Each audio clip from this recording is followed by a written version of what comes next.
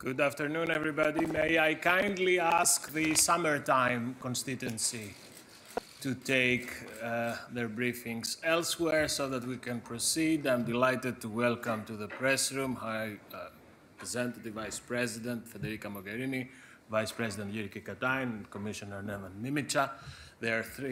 All three of them are here to present to you one of the main dishes of the State of the Union package, our proposals on a new Africa-Europe alliance. Without further ado, I will start with the High Representative Vice President. Thank you.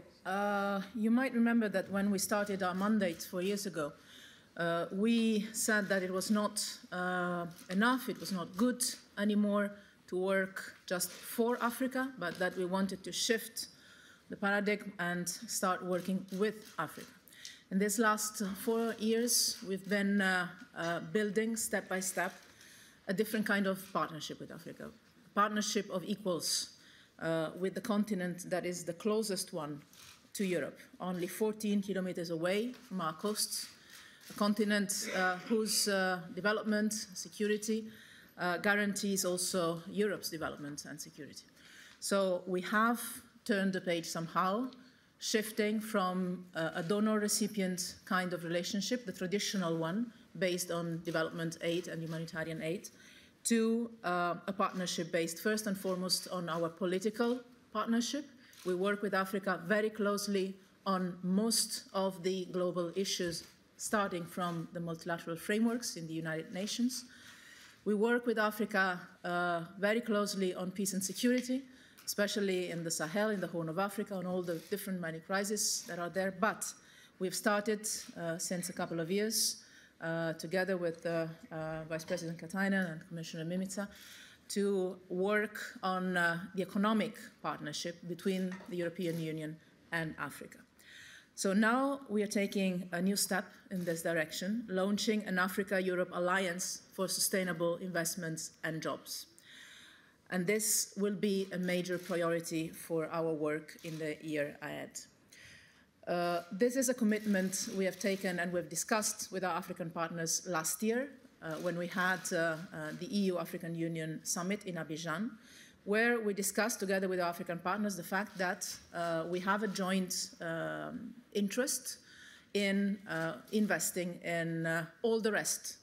Development aid stays, but all the rest is also important. And so trade, economic relations, investments, including private ones. So over the last years, we have already strengthened our cooperation with Africa enormously.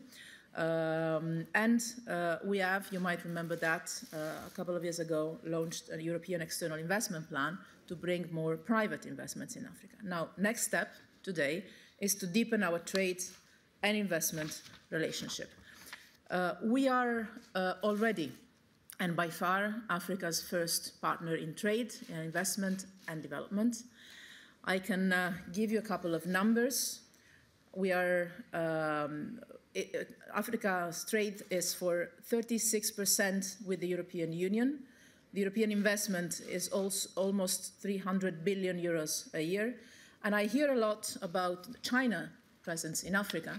Let me give you one number. If EU trade with Africa is 36%, China trade with Africa is 16%.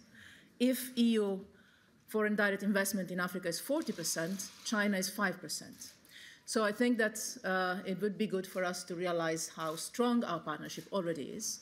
And now we are proposing to increase it to a new level. Jyrki and Neven will share more details about the proposal itself. But I would like to underline one specific point that is particularly close to my heart and also to my work in these years, youth, the investment on the younger generation of the continent. That sometimes is seen as a ticking bomb, while it is actually the greatest opportunity for growth of the continent. Every time we've traveled to Africa, I've done it many times in these last years, we meet young entrepreneurs that are creating, for instance, online services. We meet young women that are starting businesses, mixing tradition and innovation, and providing services to their communities.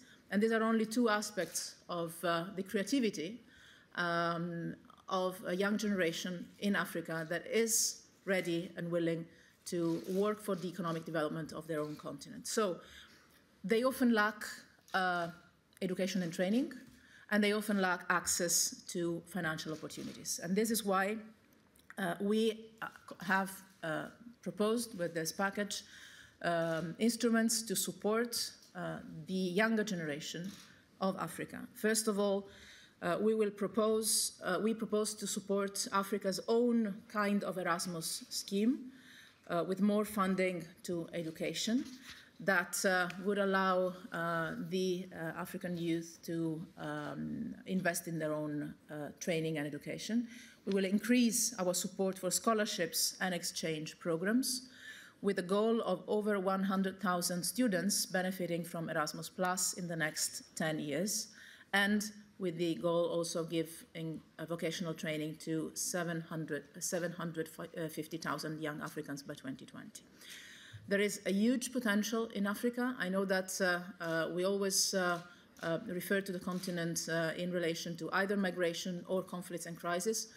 The idea of this package is to focus on the opportunities and on the common interest we have to work together in partnership on economic development. So I will be traveling again to Africa next month, in particular in the Horn of Africa, and also to meet again with our friends in the African Union to follow up on these proposals. And there will be also opportunities for me personally, for others from us, to discuss these ideas and these proposals at the next General Assembly in New York in 10 days from now. Thank you. Now the Vice President on the